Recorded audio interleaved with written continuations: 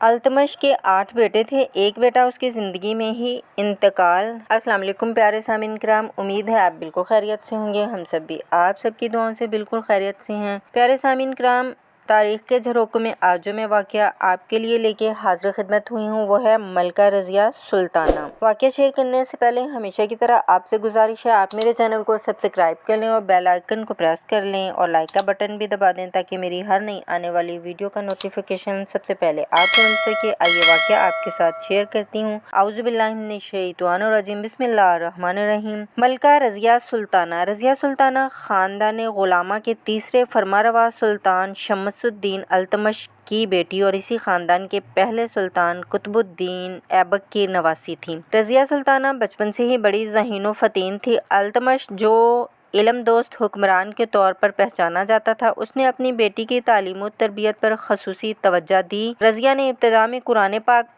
پڑھا، پھر بڑے بڑے علماء سے مروجہ علوم کی تعلیم پائی۔ اس کے علاوہ عربی، فارسی اور ترکی زبانوں پر عبور حاصل کیا۔ تعلیم کے ساتھ ساتھ فنون و حرب و ضرب بھی سیکھے اور شہ سواری، شمشیر زنی اور نشانہ بازی میں بھی طاق ہو گئی۔ اس کے اعلیٰ اوصاف کی وجہ سے التمش اس کو بے حد عزیز جانتا تھا۔ اسے کاروبار، حکومت چلانے کے گر بھی سکھاتا رہتا اور حکومتی امور میں اس سے مشورے بھی لیتا۔ اگر حکومتی امور کے سلسلے میں اسے دارالحکومت سے باہر بھی جانا پڑتا تو رضیہ کو اپنا جانشین بنا کر جاتا۔ حالانکہ اس کے بیٹے بھی موجود تھے مگر وہ بیٹوں کے بجائے بیٹی پر زیادہ اعتماد کرتا۔ اس کی عدم موجودگی میں رضیہ نہایت خوش اسلوبی سے امور سلطنت انجام دیتی۔ یوں التمش کے زمانے سے ہی رضیہ سلطانہ کو سلطنت کے امور سے واقفیت ہو گئی تھی۔ حکومت کے بہت سے پیچیدہ مسائل میں اس کی رائے حرف آخر کا درجہ رکھتی۔ التمش کو اس کی فہم و فراست پر بے حد اعتماد تھا۔ گوالیار کی فتح کے بعد التمش نے اپنے چند خاص امراء کی موجودگی میں رضیہ سلطانہ کو اپنا جانشین مقرر کیا تھا۔ ان امراء نے اس موقع پر التمش سے سوال کیا کہ آخر بیٹوں کے ہوتے ہوئے ایک بیٹی کو وارث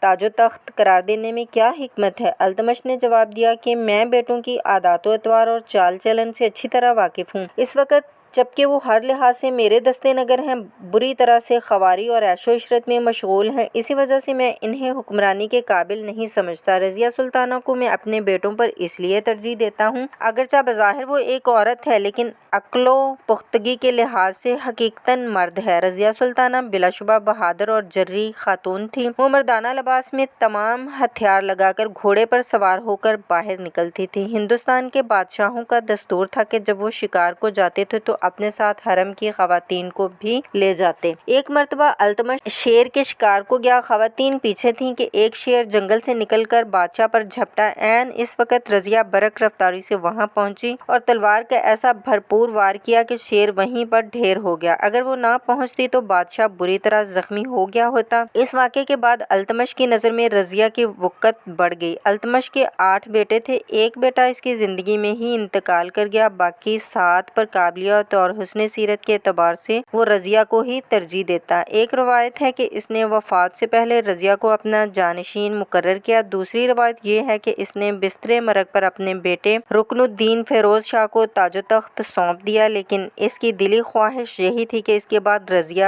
سلطانہ تخت پر بیٹھے۔ التمش کی وفات کے بعد امرائے دربار نے عورت کی حکمرانی کو ناپسند کرتے ہوئے رکن الدین فیروز شاہ کو تخت پر بٹھا دیا۔ وہ پرلے درجے کا عیاش اور اوباش نوجوان تھا، ہر وقت نشے میں دھت رہتا۔ سلطنت کا انتظام اس کی ماں شاہ ترکان چلاتی تھی۔ وہ بڑی سنگ دل عورت تھی۔ وہ ایک ترکی لونڈی تھی جس نے التمش کے حرم میں داخل ہو کر التمش پر برا اثر ڈالا تھا۔ یہ عورت نہایت کینہ پرور تھی۔ اس نے اپنے بیٹے رکن الدین کی عیش کوشی سے بہت فائدہ اٹھایا اور التمش کی بہت سی بے نکاحی بیویوں کو بڑی ذلت اور رسوائی کے ساتھ قتل کر ڈالا۔ التمش نے حرم کی ترکی خواتین بھی اس عورت کی آتش حسد سے محفوظ نہ رہ سکیں۔ ترکان شاہ کے ظلم و ستم سے تنگ آ کر یہ معزز خواتین مفلسی اور غربت کی زندگی گزارنے پر مجبور ہو گئیں۔ اس نے التمش کی اولاد پر بھی بہت ظلم ڈھائے۔ التمش کا سب سے چھوٹا بیٹا قطب الدین شاہ ترکان کے اشارے سے قتل کیا گیا۔ شاہ ترکان کے ان مظالم کی وجہ سے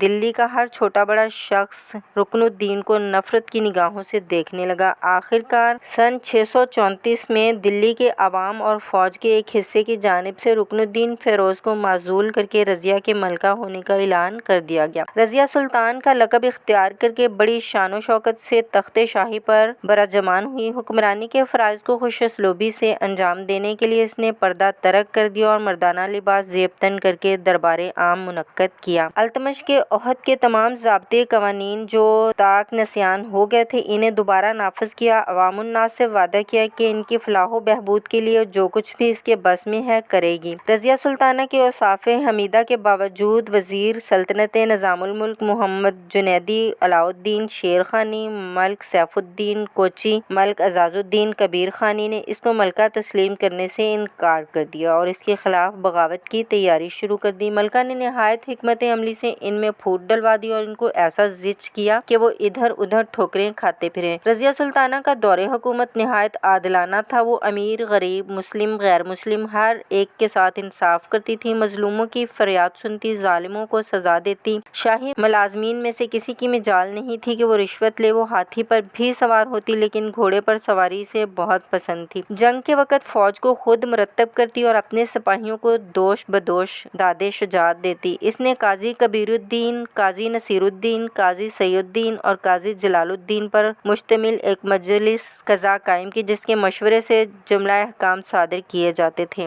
رضیہ سلطانہ نے نظام سلطنت کو چلانے کے لیے کوئی وقیقہ خود و گذاشت نہ کیا، لیکن اس کو امن و چین سے بیٹھنا نصیب نہ ہوا کیونکہ بہت سے امراء اس کے خلاف سازشوں میں مصروف رہے۔ اس کی وجوہ یہ تھی کہ وہ عورت کی حکمرانی کو اپنے لیے باعث توہین سمجھتے تھے۔ اس کے مردانہ لباس اور بے نقاب آنے کو وہ ناجائز سمجھتے تھے۔ تیسری وجہ ملکہ کا ایک حبشی غلام ملک جمال الدین یاقوت تھا جو شاہی استبل کا نگران تھا۔ اسے ترقی دے کر ملکہ نے میر شکار کے عہدے پر فائز کر دیا تھا اور اسے امیر الامر کا خطاب بھی دیا گیا۔ اس عنایت خسروانہ کی وجہ یہ بیان کی جاتی ہے کہ ایک لڑائی میں اس نے ملکہ کی جان بچائی تھی۔ وہ قابل اور باصلاحیت آدمی تھا، اسی لیے ملکہ نے اسے ترقی کا اہل سمجھا، لیکن ترک امراء نے اس کو غلط معنی پہنائے اور اس کی ترقی کو انہوں نے اپنے لیے توہین سمجھا اور ملکہ پر تہمت طرازی کی۔ یوں ملکہ کے اقبال کا ستارہ تاریکی کے دامن میں آ گیا۔ لاہور کے حاکم عزاء الدین نے علم نے سرکشی بلند کیا۔ ملکہ خود لشکر تیار کر کے اس کے مقابلے کے لیے روانہ ہوئی۔ حاکم لاہور کو مقابلہ کی جرأت نہ ہوئی اور اس نے بغیر مقابلے کے اطاعت قبول کر لی۔ رضیہ کو عزاء الدین کا یہ انداز اطاعت بہت پسند آیا۔ اس نے خوش ہو کر لاہور کی حکومت کے ساتھ ملتان کی حکومت بھی عزاء الدین کو دی۔ بھٹنڈا کا حاکم ملک التوانیہ جو ترکان چہلگانی میں سے تھا۔ ترکان چہلگانی التمش کے 40 غلام تھے جو بڑے بڑے عہدوں پر فائز تھے۔ اس نے یاقوت حبشی کے اثر و اقتدار سے تنگ آ کر رضیہ کے خلاف بغاوت کر دی۔ اس کے جواب میں رضیہ نے اپنی فوج کو تیار کیا اور بھٹنڈا پر حملہ کر دیا۔ شاہی فوج ابھی راستے میں ہی تھی کہ ترک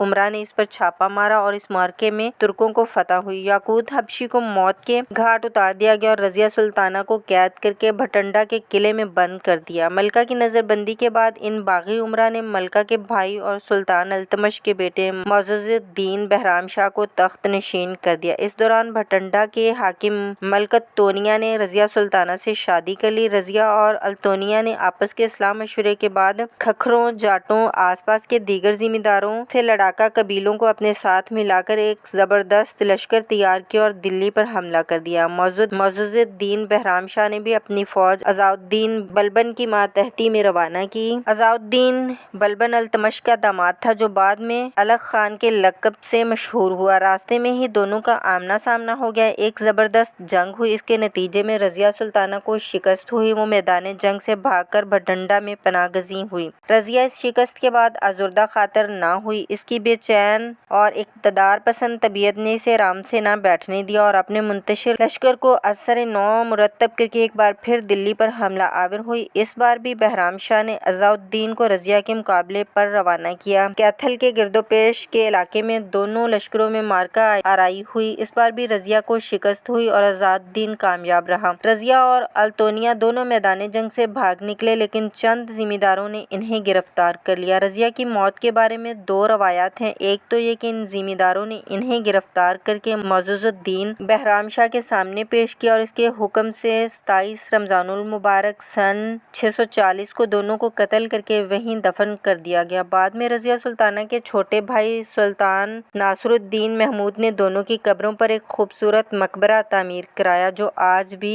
कैथल ज़िला करनाल मशरिक़ पंजाब भारत में खंडर की सूरत में मौजूद है। इससे मुल्हक एक मस्जिद के कुछ आसार बाकी हैं। दूसरी रवायत ये है कि इस जंग में मलक अल्तोनिया को कत्ल कर दिया गया, लेकिन रज़िया जान बचाकर एक जंगल में छुप गई। जब भूख प्यास ने तंग किया तो एक दहकान से खाने को कुछ मांगा। थोड़ी सी रोटी खाकर वो एक दरख्त के साए में लेट कर सो गई। वो इस वक्त मर्दाना लिबास पहने हुई थी, लेकिन नींद की हालत में कपड़े इधर उधर खिसकते तो दहकान को मालूम हो गया कि वो मर्द नहीं बल्कि औरत है। इसने जेवरात के लालच में इसे सोते में कत्ल कर दिया और वहीं दफन कर दिया। जब वो जेवरात फरोख्त करने शहर गया तो पकड़ा गया। पूछगछ पर इसने सारा वाकया बताया। चनाचा मलका की नाश को वहां से निकालकर दिल्ली के करीब दरिया जमुना के किनारे दफन किया गया। ये कब्र अब भी मौजूद है और लोग इसे उम्मी की दरगाह कहते हैं। प्यारे सामीन इकराम, कमेंट्स में लाजमी बताइएगा आज का ये वाकया आपको कैसा लगा। इजाज़त दें, मिलते हैं आने वाली वीडियो में किसी और वाकये के साथ। अपना ख्याल रखिएगा, दुआओं में भी याद रखिएगा। अल्लाह आप सबका निगहबान। अल्लाह हाफिज़।